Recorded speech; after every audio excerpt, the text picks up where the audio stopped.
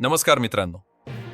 8व्या वेतन आयोगाबाबत एक मोठी अपडेट समोर आली असून जुनी पेन्शन योजना म्हणजेच OPS पुन्हा लागू होणार का याबाबत देशभरातील कर्मचारी आणि पेन्शनधारकांमध्ये उत्सुकता वाढली आहे. सध्या 8व्या वेतन आयोगाचे काम वेगानं सुरू असून त्याचा थेट परिणाम 50 लाखाहून अधिक केंद्रीय कर्मचारी आणि 65 लाखांपेक्षा जास्त पेन्शनधारकांवर होणार आहे. यामध्ये माजी सैनिक आणि त्यांच्या कुटुंबियांचाही समावेश आहे.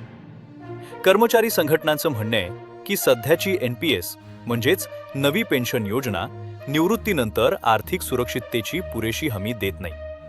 त्यामुळे NPS रद्द करून जुनी पेन्शन योजना पुन्हा लागू करण्याची मागणी जोर धरते. जुन्या पेन्शन योजनेचा सर्वात मोठा फायदा म्हणजे निवृत्तीनंतर शेवटच्या मूलभूत वेतनाच्या सुमारे 50% रक्कम दरमहा निश्चित पेन्शन म्हणून मिळते.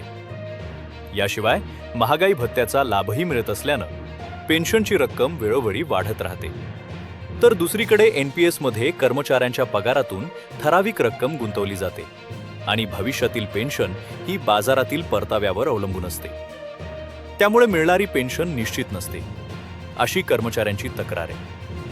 काही कर्मचारी संघटनांचा दावा आहे की काही निवृत्त कर्मचाऱ्यांना अत्यल्प पेन्शन मिळत असल्यानं जुनी पेन्शन योजना पुन्हा लागू करण्याची मागणी अधिक तीव्र झाली आहे.